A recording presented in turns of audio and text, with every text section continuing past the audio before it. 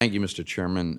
Dr. Holtz-Eakin, follow up on a point that you made, and actually I think that Ms. Bailey touched on this point, which is that in recent years we actually have seen a big surge in supply, is that the data suggests that that is true about both single-family and multifamily housing? Correct. Yeah. So it seems to me that, especially given in light of that fact, and when you look at the prices across the whole economy, a lot of the price escalation is probably a reflection of the general inflationary environment we're in. Correct. Does that make sense? Right? Yes. And as you point out, the Fed made it a particularly egregious error in my mind by choosing to allocate credit in the mortgage space, where there was no problem. It's not as though the mortgage market wasn't functioning.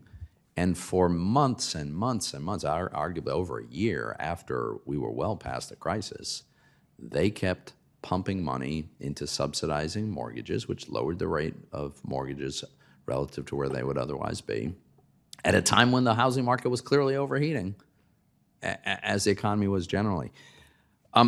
But it certainly seems as though we still need more supply. And you touched on a few of the factors that seem to be contributing to higher costs and holding back supply, material costs, which I mentioned. Agreed. Permitting and land use, which in some cases restricts the ability to build new homes, a labor shortage. Could you elaborate at all on, what's holding back the supply that the market seems to be looking for? I don't think any single one of those issues stands out as the key. It's the combination. There are just too many impediments to finding suitable land, building the density necessary. If you've got an urban area and you need to produce affordable rental units, and finding the workers to do it. And those problems exist across the economy. Right, and they don't go away with the wave of a wand. No.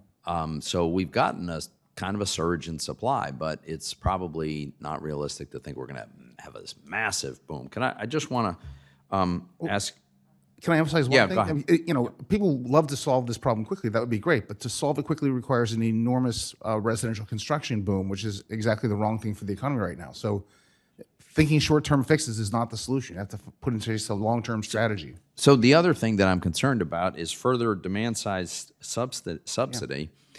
Is going to make the pricing problem worse. Agreed. I think of the analogy that comes to mind is what we've seen in higher education for years.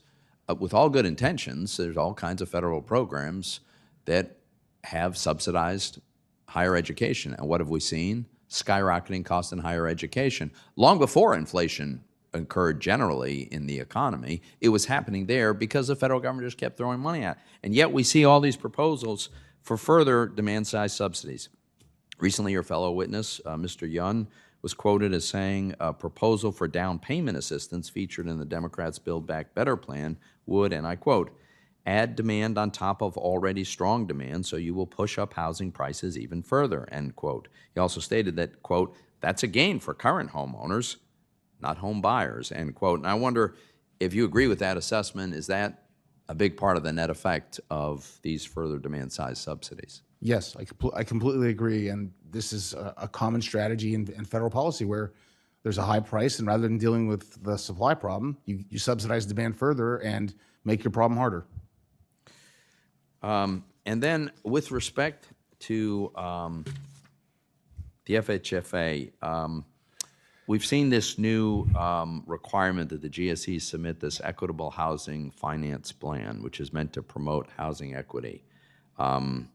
The plan, as I understand it, proposes subsidizing down payments and other mortgage costs, such as appraisals and title insurance, on the basis of race. So this seems to be a mechanism that is likely to contribute to inflation, but it's also a very disturbing exercise of social engineering on the part of unelected folks over at FHFA. First of all, do you see that whole mechanism as consistent with FHFA's statutory obligation for their conservatorship to require to return the GSEs to sound and solvent condition and preserve and conserve their assets? Is this really supposed to be part of their mission? No, it's not. And after 14 years, they're still not adequately capitalized, and they're now expanding the credit box in many ways, and they will, as a result, be at greater risk of losses. And that's exactly the wrong direction for the FHFA to take them. Thank you, Mr. Chairman.